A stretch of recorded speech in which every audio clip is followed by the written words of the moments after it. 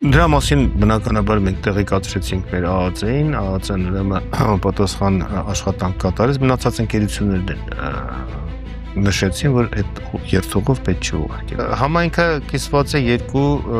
մասի, 13 թվականին հենց նույն մարդիկ, ովքեր որ թիմում ղեկավար էին, նրանք հատուկ արգելափակել էին Բաքվով գնալու հնարավորությունը։ Միգուցե Ադրբեջանն է անհրաժեշտ օգտվել Հայաստանի տրանզիտ հնարավորություններից։ Կոմերցիոն գաղտնիքի մասին է խոսքը։ Կկարողա շիֆրավորման համակարգի մեջ հատուկ մի սխալ դրված լինի, որը թույլ կտա Միացյալ Նահանգների հատուկ ծառայություններին վերցնել։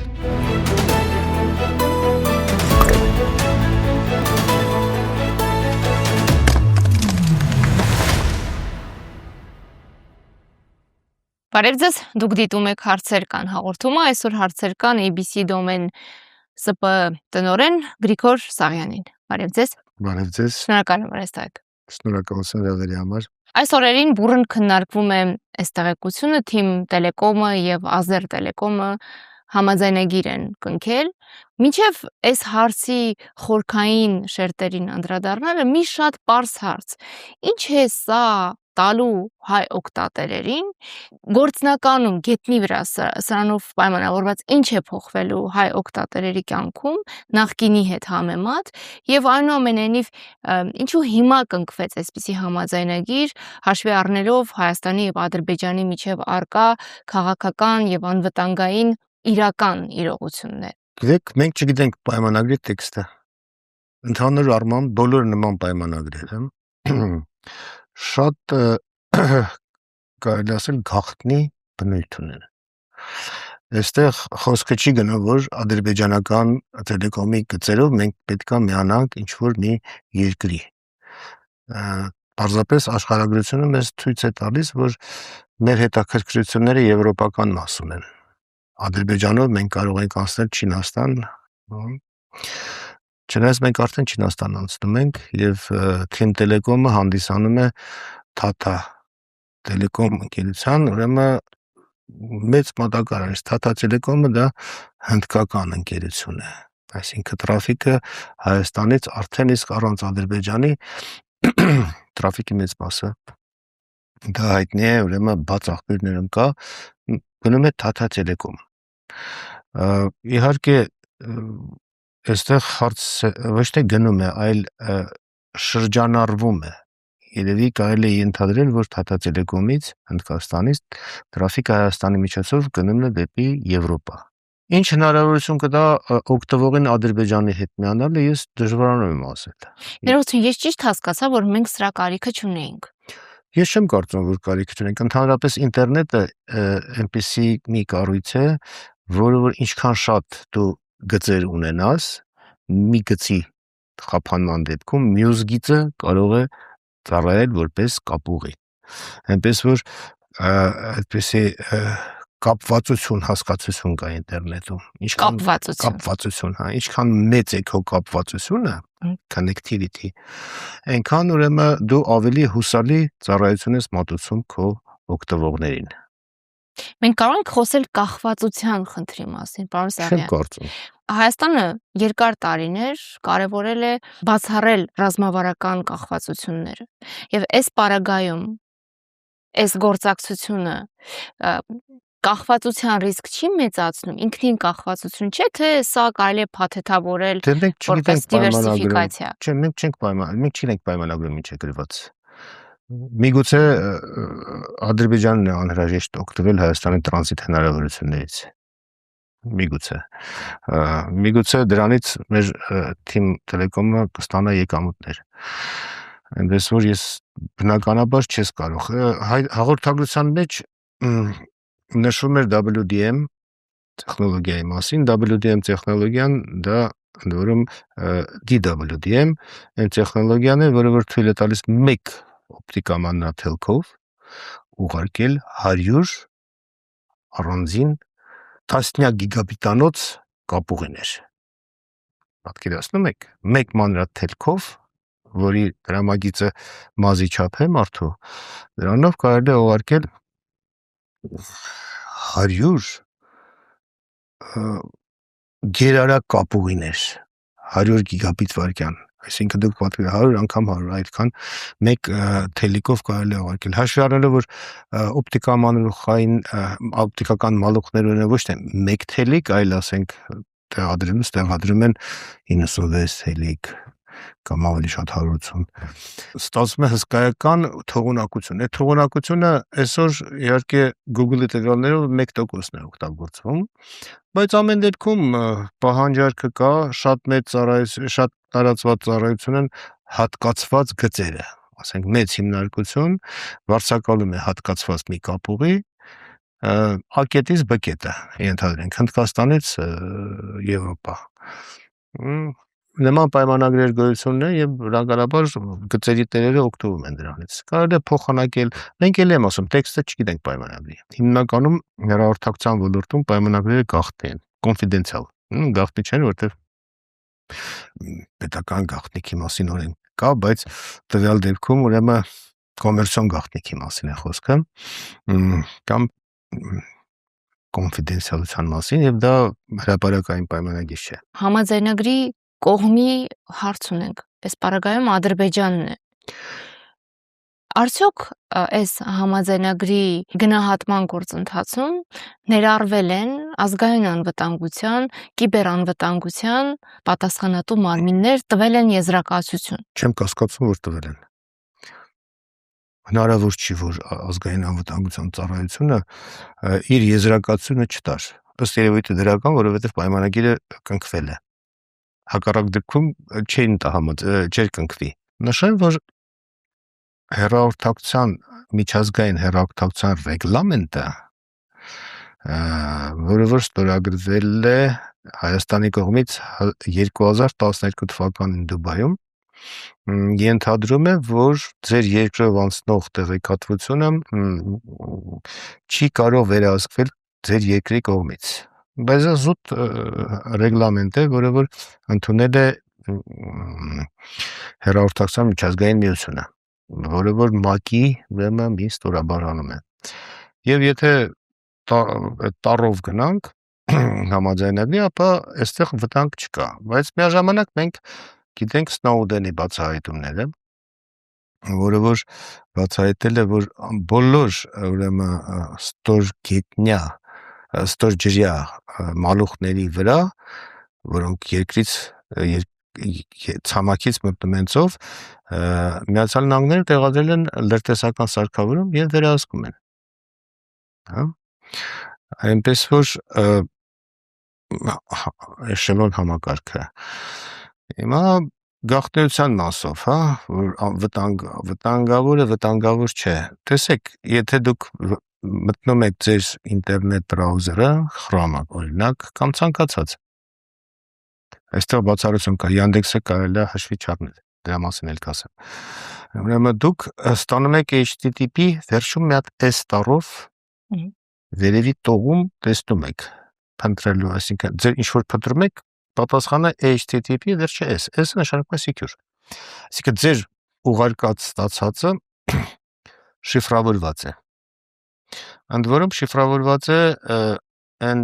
այնպիսի բանալիով, որը որ միայն այդ ձեր կապը առաջանալու ժամանակ է թողարկվում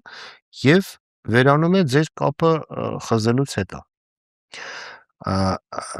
Եվ նույնը ասենք Facebook-ը, եթե դուք WhatsApp-ով կամ Facebook-ով գրում եք իրար Messenger-ով, ձեր հաղորդագրությունները նույնպես շիֆրավորվում են։ Եթե նույնիսկ հաղորդագրությունները կոդավորված են, շիֆրավորված են, կոդավորված են, գաղտնագրված են։ Դա հայերենում մի քիչ այդ տերմինաբանությունը այնքան էլ զարգացած չի, շատ սխալ դեր կան, օգտվենք շիֆրավորումից։ Ահա, շիֆրավորված են։ Այդ պարագայում այնուամենայնիվ չի կարելի բացառել, որ հնարավոր է հասանելիություն ստանալ։ Ես կարծում եմ, որ հնարավոր չի, ինչ պատճառով։ Հնարավոր է այն մարդկանց կողմից, ովքեր այդ շիֆրը ստեղծել են։ Իսկ այդ շիֆրը ստեղծվել է Միացյալ Նահանգներում։ Առանց այսինքն կարող է շիֆրավորման համակարգի մեջ հատուկ մի սխալ դրված լինի, որը թույլ կտա Միացյալ Նահանգների հատուկ ծառայություններին վերցնել շիֆրավորվածը, բայց ոչ Ադրբեջանը։ Իսկ եթե համագործակցեն, Դե մենք ավելի շուտ ենք համագործակցում միացանտակներից, ինձ տես է թվում։ Եվ ես չեմ կարծում, որ ամերիկացիները վերցանեն ու տան Ադրբեջանին, ինչի համար։ Կան իհարկե տեսական հնարավորություններ, օրինակ Yandex բրաուզերի մասին եթե խոսանք, ապա Yandex բրաուզերով եթե դուք օգտվում եք, ապա հնարավոր է, որ ձեր անվտանգության սերտիֆիկատը բաց թողված լինի Ռուսաստանի կողմից։ Chrome-ը Ռուսաստանի կողմից արտադրված սերտիֆիկատը չի օգտագործում։ Բոլոր արտասահմանյան բրաուզերները օգտագործում են միայն վստահված Միացյալ Նահանգներում, Եվրոպայում գործող սերտիֆիկատ տվողներից։ Yandex-ը իր բրաուզերում թույլ է տալիս տեղադրել ռուսական սերտիֆիկատ։ Այ որ դուք օգտվեք Yandex բրաուզերից, շատ հնարավոր ռուսական հատուկ ծառայությունները իմանան, թե դուք ինչ եք ուղարկել, եթե Yandex բրաուզերով եք ուղարկում։ Ինչ վերաբերում է գաղտնիությանը, ասեմ 2013 թվականին մենք ունեինք կոնֆերանս ինտերնետ կառավարման համաժողով։ Այդ ժամանակ այդ կոնֆերանսում իմ հրավերով եկավ մի լավ մասնագետ Ռուսաստանից Ալեքսեյ Կիփչատովը, որը որ իմ խնդրանքով հետազոտություն էր կատարել եւ պարզել էր, որ Հայաստանից Ռուսաստան գնացող տրաֆիկի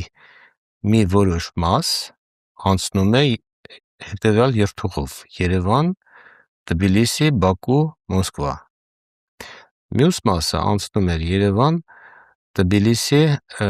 Նովորոսիիսկ, էլի Մոսկվա։ Երրորդ մասը ասեն գնում էր Եվրոպա։ Դա 13 թվականն էր, իսկ դա այն ժամանակ տրաֆիկը այսքան մեծ չէր։ Հարց, թե ինչպես էր դա ստացվում։ Պարզվեց, որ Հայաստանի ընկերությունները, որոնք Վրաստանի օպերատորների հետ պայմանագիր էին կնքել, հիմնականում չէին նշել այն փաստը, որ չի կարելի տրաֆիկը ուղարկել Բաքվով։ Միայն Ucom ընկերություններն նշել, որ տրաֆիկը Բաքվով չուղարկեք, բայց մնացածները եթե գծի խափանում էր լինում կամ ինչ-ինչ պատճառներով այս երթուղին ավելի էժան է կամ այլ նկատառումներով ուղարկում էին Թբիլիսիից Բաքու, Բաքվից Մոսկվա։ Դրա մասին բնականաբար մենք տեղեկացրեցինք մեր ԱԱԾ-ին, ԱԱԾ-ն ուրեմն պատասխան աշխատանք կատարեց, մնացած ընկերություններն էլ նշեցին, որ այդ երթուղով պետք չի ուղարկել։ Ուրեմն ինչ խնդիր կա, ինչ որ հնարավոր է օգտվել ադրբեջանական երթուղուց, դա Ռուսաստանի հետ միանալն է։ Ենթադրենք այդ ստորջրյա մալուխը, որը միացնում է Փոթին, Թբիլիսի Փոթի Նովորոսիիսկ, եթե դա վնասվի, իսկ դա վնասված եղել է ժամանակին վերականգնել են, դեպի Մոսկվա երթուղին կարա գնա Բաքվով, բայց չեմ կարծում, որ գնա, որտեղ ավելի շուտ Եվրոպայով կուղարկեն, բայց ամեն դեպքում այդ հնարավորությունը մինչև հիմա կա երթուղին ուղարկել։ Ստեղ ուրիշ հարց է առաջանում, իսկ մենք ինչ հետաքրքրություններ ունենք Ռուսաստանում։ Ինչն է մեզ Ռուսաստանում հետաքրքիր։ Ասեմ, որ Ռուսաստանի վիճակը գնալով վատանում է ինքնամեկուսացման տեսակետից։ Վերջի ուրեմն իրենց որոշումները հետևյալն է, որ .ru, .rf, .su դոմենները օգտագործող կայքերը մինչև սեպտեմբերի 1-ը պետք է վերափոխեն իրենց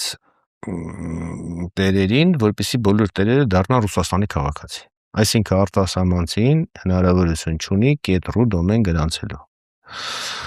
Դա ինչ է նշանակում։ Շատ հայեր շատ են սիրում Ռուսաստանը, գիտեք, դարավոր կապեր կան եւ շատ դոմեններ կան, որ ռույով են, բայց Հայաստանի քաղաքացի է։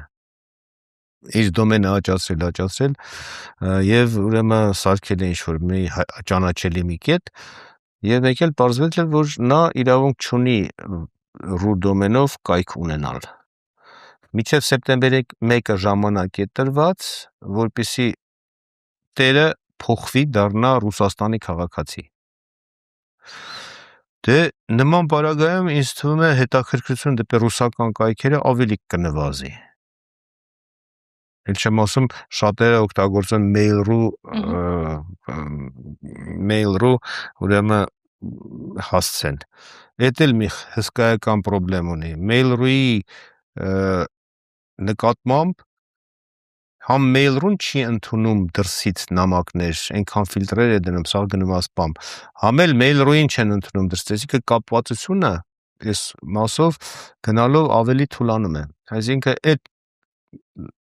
այդ նկատառումն էլ կարելի է ասել, որ Ռուսաստանում էլ ոչ մի հետաքրքիր բան չկա, առաջ շատ տարածված էր VKontakte։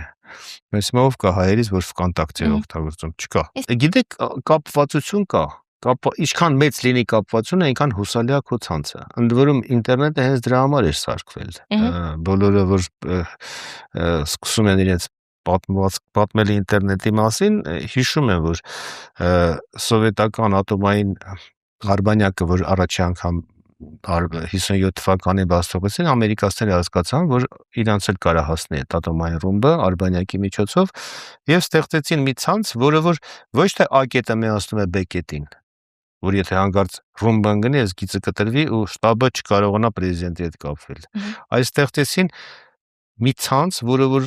ցանցի նման, ձկնորսական ցանցի նման A կետը միացնում է B կետին։ Եթե մեջտեղի մասը կտրես, այն կողքի ճանապարհներով հնարավոր է հասնել։ Դա է ինտերնետի հիմնական գաղափարը, որ ուղիղ գծով կապված չլինեն, այլ հնարավոր լինի շրջանցման համար լրացուցիչ ճանապարհներ։ Այդ տեսակետից այն առաջինն էլ ես ասի, քանի որ տեքստը ես չեմ տեսնում, շատ հնարավոր է հենց Թուրքմենիայից ինչ որ մեկը իմիջիայլոց մեծ մագիստրալ են կառուցում Չինաստանից Սև ծովով Եվրոպա, Թուրքմենիայով Կասպից ծովով անցնում է եւ այդ միգուցե այդտեղ կա ինչ որ համագործակցության կտոր, որ մասնակցել նաեւ այդ մագիստրալը օգտագործել են։ Մարսարյան, ով է այս համաձայնագրից շահում։ Թե շատ པարզ։ Գիտեք, եթե ոչ մեկը չշահեց, չէին կնքի, երկուսն էլ շահում են ասում։ Եթե մեկն ու մեկին ձեռ չտար, չէին կնքի։ Դուք քաղաքական ենթատեքստը բացառում եք։ Հա, բացառում եմ։ Ես քաղաքագետ չեմ, կարծիք ունեմ, բայց ավելի լավ է ասենք, զուտ տեխնիկական, այո, հնարավոր է տեսական ինչ որ վտանգ, որը որ այսօր ես չեմ տեսնում։ Անձնական տվյալների պաշտպանության օրենսդրության դրույթները կարողանալու ենք պահպանել։ Պետությունը կարողանալու է պահպանել։ Դե անձնական տվյալները պահպանելը սենց է, իհարկե պետությունը չի պահպանում, չէ՞, անձնական տվյալները, պատժում է նրանց, ովքեր տարածում են անձնական տվյալները առանց իրավունքի։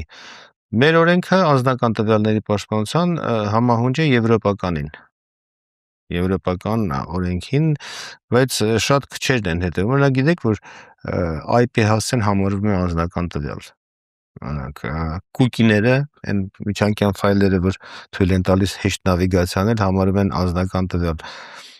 Այսինքն ներողություն, տեխնիկական առումով դուք չբացառեցիք, որ կա հնարավորություն տեսականորեն լավ։ Թիմ Տելեկոմի օգտատերերի գործունեության վերաբերյալ տվյալները ինչ ծավալի տեղեկություն են փոխանցում։ Մետատվյալներ հնարավոր է, հա, բայց այդ մետատվյալները մենք այսօր էլ ունենք։ Ես որտեղից գիտեմ, որ տրաֆիկի այդ մեծ մասը, զգալի մասը, ասենք 30-40%-ը դա Tata Telecom-ինն է։ Դուք որևէ ռիսկ տեսնում եք։ Գիտեք, ինձանից ավելի կոմպետենտ մարդիկ են երևի ազգային անվտանգության ծառայությունում, եթե նրանք չեն տեսնում, ես բնականաբար նույնպես չեմ տեսնում։ Իսկ անկախ գնահատական, ուրեմն համայնքը կիսված է երկու մասի, մի մասը ասում է, ինչ որ դուք եք ասում, որ վտանգավոր է, մյուս մասը ասում է, որ շատ լավ է։ Ոչ մի վտանգ չկա։ Իսկ բևեռացված գնահատականներ։ Հա, բայց երկու կողմն էլ չեն համարում, որ դա ինչ որ կատաստրոֆա է։ Գործընթացը տեխնիկական, ինչ վերաբերում է, եթե կան կառույցներ, որոնք հաստատ չպետք է իմանան, որ իրենց որևէ նյութ չի անցնում այդ կապուղով, Դրա համար գոյություն ունի Starlink։ Հայաստանում Starlink-ը թույլատրված է, միանում ես արբանյակին անմիջապես եւ առանց բալուխի միանում ես բարձր արագությամբ ինտերնետով, ճիշտ է, այդ ժամանակ գնում ես Միացյալ Նահանգների վերահսկողության տակ։ Բայց հիմա էլ ես Միացյալ Նահանգների վերահսկողության տակ։ Ընդհանրապես, եթե նայենք, օրինակ, ինչ օրենքներով է կարգավորում Հայաստանում Facebook-ի ակտիվությունը, բովանդակությունը, ինչ օրենսդրությամբ է Facebook-ում։ Բնական է, որ կարգավորվում է Միացյալ Նահանգներում ընդունված մոտեցումներով։ Չեմ ասում դատականը, բայց ասենք բարքերը, ինչ կարելի է գրել, այն ինչ որ ընդունված է Միացյալ Նահանգներում։ Պարոն Սարյան, առաջիկա 5-10 տարվա կտրվածքով ռիսկեր տեսնում եք թվային ինքնիշխանության համատեքստում։ Թվային ինքնիշխանություն մենք կարծես թե չունենք։ Դե չունենք, ոչ բրաուզեր ունենք, ոչ սոցիալական ցանց ունենք հայկական։ Դե տեսեք, ահա, հասարակ ոչ մեկը չի կապում այդ սուպեր համակարգչային կենտրոնը, որ սարքում են Nvidia-ի միջոցով։ Ինչ եք կարծում, այդ $500 միլիոն չափ, որ Nvidia-ն միկրոսխեմա է բերել, որ հնարավորն է աշխատել։ Ինքը մենակ Հայաստանի համար է։ Իհարկե ոչ, դա ընդհանուր արհեստական բանականության ցանցի մի փոքր կտոր է։ Որպեսզի այդ մի փոքր կտորը աշխատի, անհրաժեշտ է մալուխային միացում մնացած աշխարհի հետ։ Ու ինչքան շատ լինի այդ միացումը, այնքան այդ Nvidia-ի միկրոսխեմաներով սարքող կենտրոնը այնքան ավելի օգտակար կլինի Հայաստանի համար, որովհետև ամեն մի հաշվարկ պահանջում է էներգիա եւ դրա համար մեզ վճարում են։ Եթե քո մոտ է կենտրոնը, դու ես ծառայություն ապահովում ես, բայց որպեսզի այդ կենտրոնը աշխատի, անհրաժեշտ է շատ մեծ թողունակությամբ կապ ուղիներ։ Միգուցե դա դրա հետ էլ է կապված, որովհետև մենք պայմանագիր ենք կնքել, չէ, Ղազախստանի հետ, այդ երիտասարդները կնքել են Ղազախների հետ պայմանագիր, որ այդ նույն ընկերությունը ինչ որ Հայաստանում սարքում է, նա Ղազախստանում էլ պետք է սարքի։ Եվ այդ նոր մի քիչ առաջ որ ասեցի, կապուղի կա Միջին Ասիան միացնող, միգուցե այդ կապուղին հենց դրա համար է։ Էլ եմ ասում, այդ բոլոր պայմանագրերը գաղտնի են։ Մենք չգիտենք ինչ են այնտեղ, բայց եթե ստորագրել են, ուրեմն երկուսն էլ հարմար է։ Պարոն Սարյան, եւ երևի ամենակարևոր հարցերից դուք տեսնում եք ռիսկ, որ հետագայում այս համաձայնագրով պայմանավորված այդ ենթակառուցվածքները կարող են օգտագործվել հետախուզական կիբերգործողությունների վերահսկողական նպատակներով։ Գիտեք,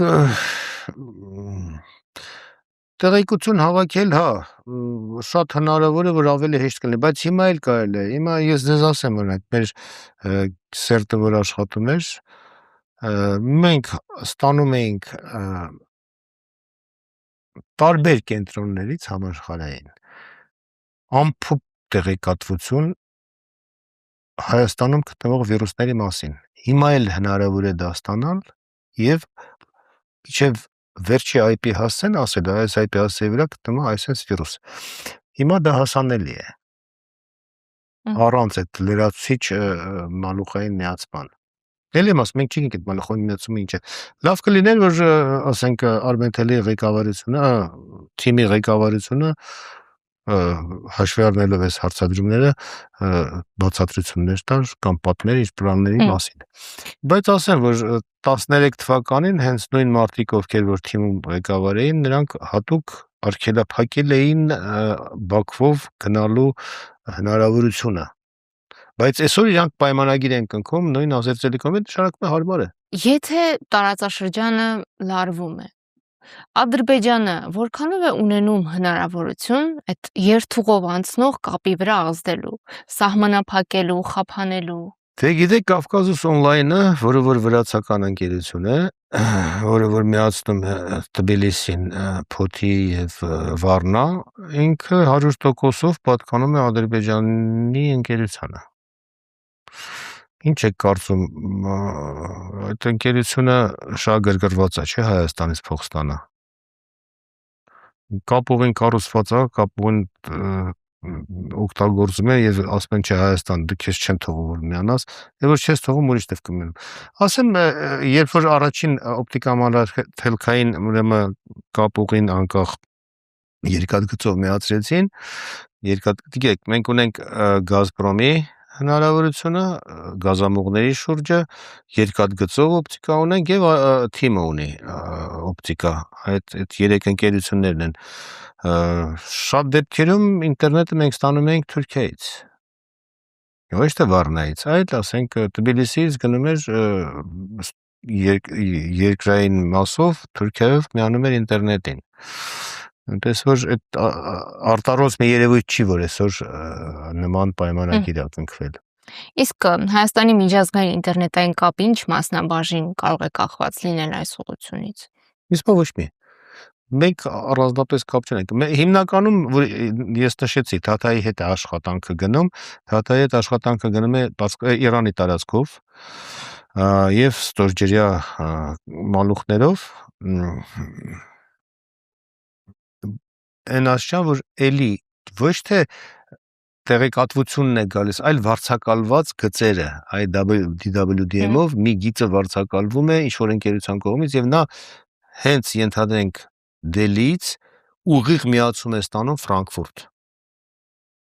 Առանց որևէ տեղ անջատվելու։ Իհարկե այդ տեղեկատվությունը հնարավոր է կարդալ, բայց հասկանալ հնարավոր չի։ Ասում, եթե օպտիկամանրաթելքային մալուխը ծռում ես, ստեղ դնում ես ֆոտոդիոդ, որը որ ստանում է, լույսը մեջից դուրս է գալիս, ֆոտոդիոդը տեսնում է ինչա մեջ գնում։ Հա, բայց իհարկե շատ բարդ սարքավորում ամերիկացիները տանում են ըստ Սնոուդենի, հա։ Այսինքն տենց ցանկացած տեղ կարան նման սարք դնեն ու տեսնեն թե դու ինչ ես ուղարկում։ Մեծ դժվարությամբ իհարկե։ Դուք այն ամենի որոշ ռիսկեր չբացառեցիք։ Հիմա այդ ռիսկերը հաշվի առնելով պետական հաստատությունները, բանկերը, առողջապահական կազմակերպությունները, կարևոր ենթակառուցվածքները, հա, կարևոր ինստիտուտները լրացուցիչ քայլեր պիտի անեն։ Տեսեք, մենք ունենք պետական գաղտնիք հասկացություն կարգավորում է օրենքով եւ եթե ուրեմն այդ օրենքի շրջանակներում նշված են այն մարմինները, որոնք պետք է ունենան գաղտնիություն, դրա համար այլընտրանքային միջոցը այդ ընդհանրապես երկրագնդի մալուխները չօգտագործելու միանալ անմիջապես Starlink-ին։ Այսօր այդ հնարավորություն կա բավական էժան, 20,000 դրամ։ Դու փոքր տերմինալ ես տեղադրում եւ միանում ես, արդեն քեզ վերահսկողը դառնում է ամերիկացին։ Եթե շատ ես ուզում, կարող ես տեղադրել գեոստացիոնար համակարգ, ավելի մեծ անտենաներով եւ ուրեմն ավելի թանկ գներով 36,000 կիլոմետր բարձրության վրա կան արբանյակներ, դրանց միջոցով ուրեմն ընտրես այն արբանյակը, այն օպերատորին, որը որ քեզ հարազատ է համարվում, ենթադրենք ֆրանսիական Eutelsat-ը ֆրանսիական է, ինչքան գիտեմ, թե բելգիական, հա։ Միանաս այդ Eutelsat-ի միջոցով քո նախընտրած օպերատորին եւ նրա միջոցով միանաս երկրին։ Եթե դա պահանջում է, ասենք, քո պետական անվտանգությունը։ Մյուս կողմից, եթե դու այն աշճանի վախենում ես, որ քեզ կվերահսկեն, չես ուզում, թուրքերը, ադրբեջանցիները, ինքնուրույն կարող ես առնել այդ Starlink-ը։ Առանց պետություն, բայց ծառայությունները, որոնք նրանց անհրաժեշտ է ըստ օրենքի, պետական գաղտնիքի մասին օրենքի, պարտավոր են ապահովել։ Բնականաբար անհրաժեշտ կմշակվի համապատասխան փաստաթուղթ եւ նրանք կստանան այդ իրանց տերմինալները։ Եթե ԱԱԾ-ն տեսնում է նման վտանգ, բնական է այդ տերմինալները բոլորը կստանան։ Շնորհակալություն։ Շնորհակալություն։